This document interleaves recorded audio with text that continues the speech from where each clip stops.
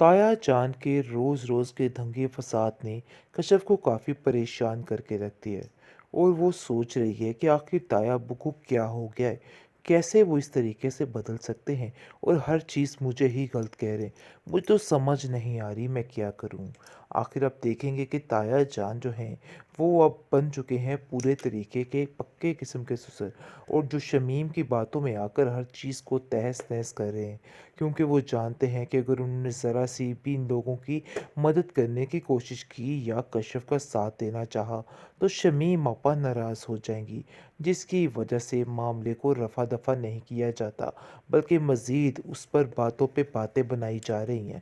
लेकिन दूसरी तरफ शमीम जो है वो अंदर ही अंदर काफ़ी खुश है कि मामला बड़े अच्छे तरीके से जा रहा है। यानी कि जो सायरा के साथ हो रहा है बिल्कुल ठीक हो रहा है और इन लोगों के साथ ऐसा ही होना चाहिए।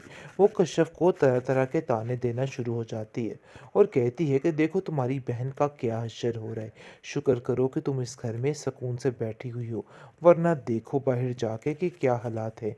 अब्दुल बारी को काफ़ी ज़्यादा कश्यप बोलती है और कहती है कि ये बात तो मैंने सिर्फ आपको बताई थी, लेकिन ये माजरा कहाँ तक पहुँच गया और किस किस तरीके से मेरे तक पहुँच रहा है, मुझे तो समझ ही नहीं आ रही है। लेकिन दूसरी तरफ आप देखेंगे कि जो उसका बाप है अब्दुल बारी का, वो कहता है कि मुझे समझ नहीं आ रही कि सायरा के घर की बात इतनी दूर तक कहाँ पे पहुँच गई। ऐसा तो नहीं होना था। आखिर ये सब कुछ कैसे हो गया। जिस पर शमीम कहती है कि ये सब कुछ किया धरा इन लोगों का खुद है जो इनके आगे आ रहा है, और आप लोग क्या समझ रहे हैं। इस पर कश्यप कहती है कि आप लोग कैसे किसी पर इल्ज़ाम लगा सकते हैं। मुझे तो समझ नहीं आ रही कि आखिर ऐसे भी कोई कर सकता है। आखिर कब तक यही रवैया आप रखेंगी। आपके ये सारे रवैये से हर चीज़ तहस नहस होकर रह चुकी थी। अगर अब जाकर उसका कोई दिमाग ठीक हुआ है तो मेहरबानी करके शमीम आपा आप अंदर मत बोलिए। ठीक ही रहने दीजिए उसका दिमाग, क्योंकि आपकी वजह से मामला मज़ीद ख़राब हो जाएगा। जिसको सुनकर आप देखेंगे कि वो कहती है कि तुम हमारे मामलात में ना ही बोलो तो अच्छा है, इसलिए बेहतर यही है खामोशी इख्तियार रखो। लेकिन दूसरी तरफ ज़ुलेखा जो है वो सायरा को कॉल करती है और कहती है कि तुम्हारे बाबा तुम्हारी वजह से काफ़ी ज़्यादा परेशान है। मुझे तो ऐसा लगता है कि कहीं कुछ ऐसी बात ज़रूर है जो कुछ तुम हमसे छुपा रही हो। इन लोगों ने मिलकर जो रिश्ता करवाया था, अब वो इस बात पर बहुत ज़्यादा पछता रहे हैं। जिस पर सायरा कहती है कि अब तो पछताने का कोई फ़ायदा नहीं, जो होना था सो हो गया, इसलिए मज़ीद परेशान होने की कोई भी ज़रूरत नहीं है। अब इन सब चीज़ों को मैं हैंडल कर लूँगी। और वैसे भी ताया जान और शमीम आपा ने जो फ़ैसला किया था उन पर तो बाबा बिल्कुल नहीं बोल सकते थे, इसलिए अब इन बातों को लेकर कुड़ने का तो बिल्कुल ही कोई फ़ायदा नहीं है। यानी कि वो अच्छे तरीके से जान चुकी है कि इन लोगों की वजह से जो फ़ैसला किया गया था वो सरासर गलत था। लेकिन बेचारी कुछ नहीं बोल पा रही और खामोशी से हर चीज़ को देख रही है, क्योंकि वो जानती है कि उसके खामोश रहने से ही सब कुछ होगा।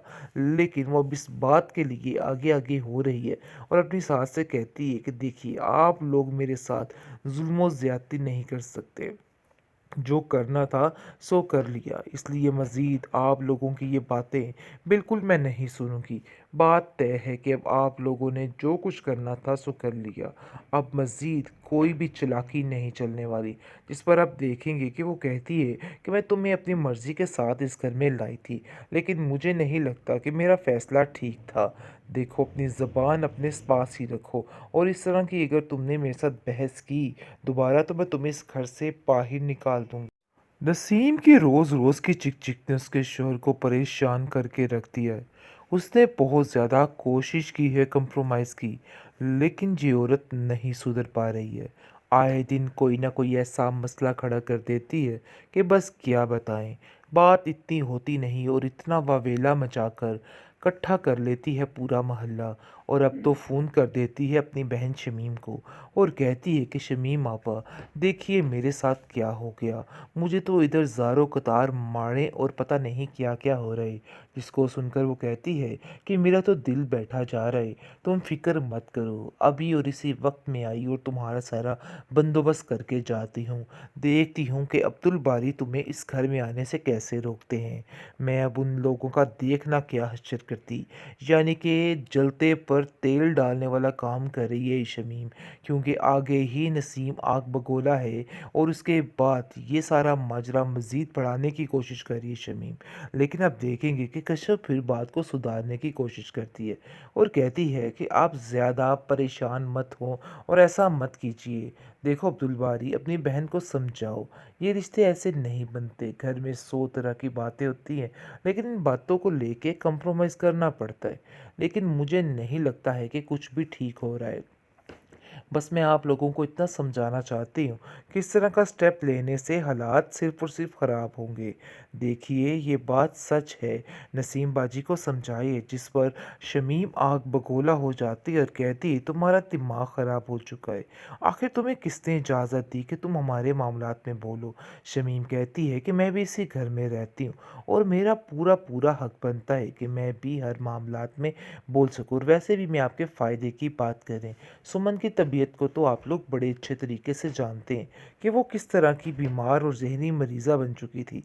अगर अब जाकर उसका कोई दिमाग ठीक हुआ है, तो मेहरबानी करके शमीम आप अंदर मत बोलिए। ठीक ही रहने दीजिए उसका दिमाग, क्योंकि आपकी वजह से मामला मज़ीद ख़राब हो जाएगा। जिसको सुनकर आप देखेंगे कि वो कहती है कि तुम हमारे मामलात में ना ही बोलो तो अच्छा है, इसलिए बेहतर यही है खामोशी इख्तियार रखो। लेकिन दूसरी तरफ ज़ुलेखा जो है, वो सायरा को कॉल करती है और कहती है कि तुम्हारे बाबा तुम्हारी वजह से काफ़ी ज़्यादा परेशान हैं। मुझे तो ऐसा लगता है कि कहीं कुछ ऐसी बात ज़रूर है जो कुछ तुम हमसे छुपा रही हो। इन लोगों ने मिलकर जो रिश्ता करवाया था, अब वो इस बात पर बहुत ज़्यादा पछता रहे हैं।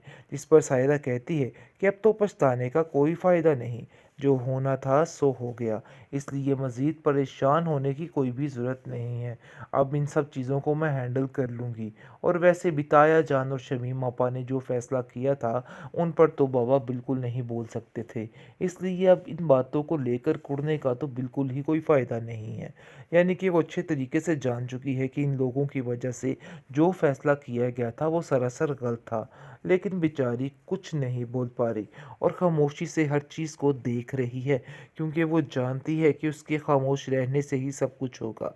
लेकिन वो अब इस बात के लिए आगे-आगे हो रही है और अपनी सास से कहती है कि देखिए, आप लोग मेरे साथ ज़ुल्म और ज़्यादती नहीं कर सकते। जो करना था सो कर लिया, इसलिए मज़ीद आप लोगों की ये बातें बिल्कुल मैं नहीं सुनूँगी। बात तय है कि अब आप लोगों ने जो कुछ करना था सो कर लिया। अब मज़ीद कोई भी चालाकी नहीं चलने वाली। जिस पर आप देखेंगे कि वो कहती है कि मैं तुम्हें अपनी मर्ज़ी के साथ इस घर में लाई थी, लेकिन मुझे नहीं लगता कि मेरा फ़ैसला ठीक था। देखो, अपनी ज़बान अपने पास ही रखो और इस तरह की अगर तुमने मेरे साथ बहस की दोबारा, तो मैं तुम्हें इस घर से बाहर निकाल दूँगी।